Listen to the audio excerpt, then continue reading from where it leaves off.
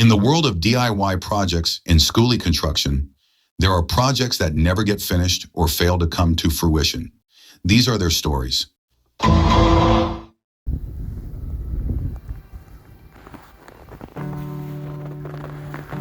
Good evening.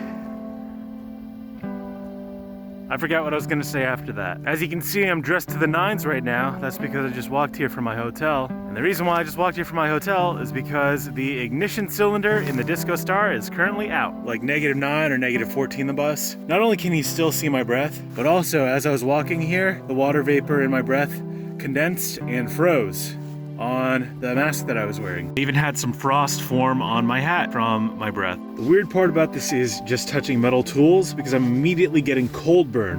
So I parked my vehicle Thursday night, and Friday morning when I got out of work, I went to go start the vehicle and the key will not even turn in the ignition. With the help of my coworker Matt, we tried a couple things to get the vehicle started and even consulted YouTube for a brief moment. I put a little bit of WD-40 on the key, tried putting the key, tried to jiggle it, tried to see if maybe over-inserting or under-inserting would help. Tried a rubber mallet lightly tapping, then tapped hard enough to break the little prongs on the ignition. I was a little upset about that until I went home, did some Googling. Basically, the ignition cylinder is the part where you insert your key and it turns. There's like the tumbler and all that good stuff, just like a lock. A little bar comes down that allows you to rotate the cylinder and start the vehicle. Apparently, it's a common issue with GM vehicles. On the bright side, you get to see me do it, so if you ever have a problem like this, maybe you can fix it yourself. Some of the tools that you might need if you have to do this are some channel lock pliers, a T20 screwdriver of some sort. You can use a 5/32 inch Allen key. I'm not a professional doing this.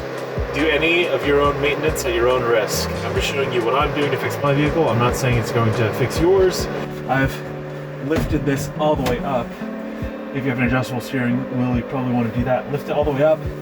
Underneath here, you can feel where there are a couple screw holes. That's where we're going to be using the 5/32 inch Allen key or the T20 Torx. After we undo those, we're going to come up to the housing here. And again, I apologize, it's impossible to see. We're going to pop this off. After we pry off the little nubby turn assist thing, we're going to pry this apart. The steering wheel column cover is actually in two pieces. There's a top one and a bottom one. The bottom one we should be able to just yank off. The other one, we may have to access a screw, but we should be able to just yank off as well. Then after that, there's a little secret compartment for a small pick, or in my case, a small Allen wrench to go through. We can press a button, turn the cylinder, pull it out, put in the new one, and hopefully everything works. So I've been struggling for the last 15 or 20 minutes to try to find the Torx screwdriver heads without even looking. Get underneath the steering wheel, shine a light and look, and both of those screws are gone. So I'm wondering if someone has already done this once before. I've already started doing it, but I stuck a screwdriver in here to help kind of pry this apart. You're gonna have to use a little bit of force to remove the bottom part and a little bit of force to remove the top part as well. Just to give myself a little more working room, oh sorry, that's my breath, I removed these 10mm socket heads. One was over there. The other one is on the other side, right there. Just to show you, missing Torx screw on the left there, and one on the right there. As you can see, I've got the top part of the ignition exposed here. Now you see that little hole right here? I'm gonna try depressing this, putting the key in and turning to see if we can remove the original cylinder, but it may not work. This may have to be in gear, which is a little problematic for us since we can't turn it. So I'm gonna try poking the little Allen head through here while I try to turn the key here and see if we're able to get that in the right position. If we are, we're gonna change it out for the new cylinder. All right, as you can see, I do have the key in the ignition. So from here, I can't do it with camera hand, so I'm just gonna kind of soft demonstrate. You're gonna clamp down on this part right here. You're gonna clamp down on this part of the ignition and make quick jerking motions to try to get the cylinder to rotate.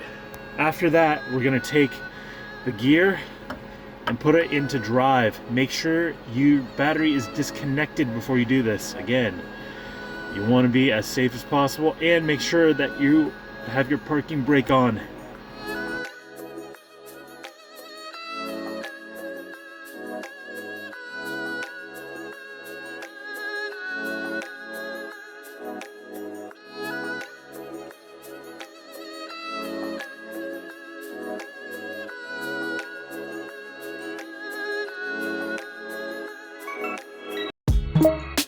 Bye.